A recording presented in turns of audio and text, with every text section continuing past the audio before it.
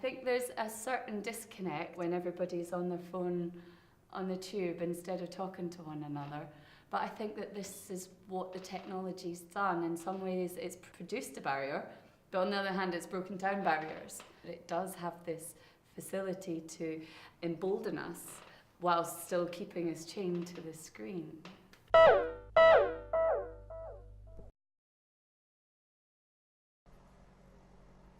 Humans are social creatures, evolved over millions of years to reach this point, living together in everything from sprawling cityscapes to settlements dotting the globe.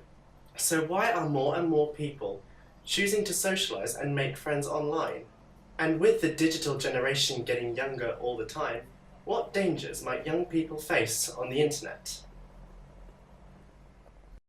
I suffer with depression and I take medication for it. I've suffered from that for about 8 years. When I first started suffering from it, it was much easier to meet people online just because you're in your own safe haven. You know, I was at home, I was in my own safe space.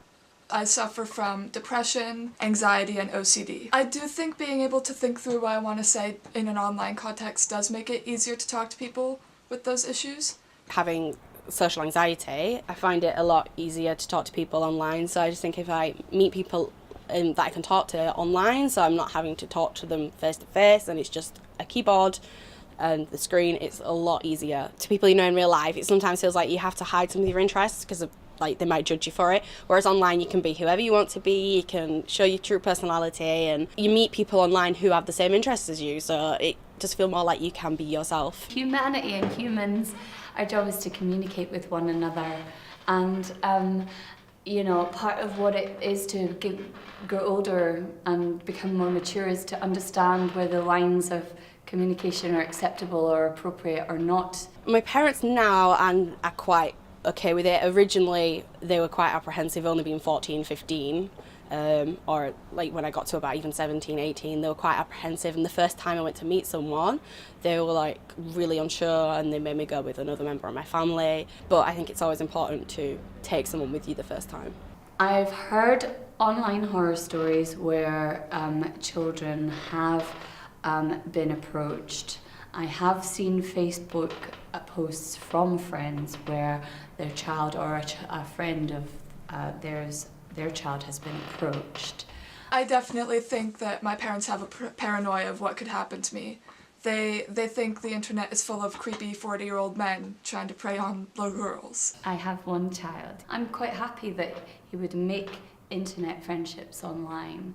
Where I would have a problem is if in the course of making some internet friendships, perhaps his behaviour changes in a negative way or a way that would worry me slightly. If someone meets someone online, it's brilliant. Like, especially now, it's a lot easier for younger people to meet people with their similar interests, which is how I met people. But I think it's always important to take someone with you the first time. There are horror stories of what can happen, so I think it is very important. My parents don't entirely know that I do. They vaguely know that I do, but it's because in the past they have not been open to it at all, but they've become more open to it over the years. I just don't know if they'd be entirely okay with how much I talk to people online. So they're not incredibly supportive of the idea. I think my parents feel like this because they're extremely overprotective and they like to control things so that they know that I'm safe, but in a way that can be overbearing and dangerous, I think. You talk to these people for so long and you realise you have so much in common, and then you meet this person and it's just like, it's such a happy feeling because you finally feel like you've met this person you've been talking to for so long and they get you and they know so much about you, and it just feels really nice. It depends on how well you click online. I met Dan online and got on really well with them, and it was only after a lot of talking it was like, actually, yeah, this is the sort of person I'd be happy to meet with in person. Having friends in other countries, I think, is difficult because you can't really see them when you want to see them, and time zones are difficult so that you can be able to talk to people, but I think it's definitely worth it because you have a broader spectrum of who you can talk to rather than just the people in your own city. You can talk to people from all over the world rather than just be stuck in your own little space of the world, and you get to learn a lot from other cultures and stuff.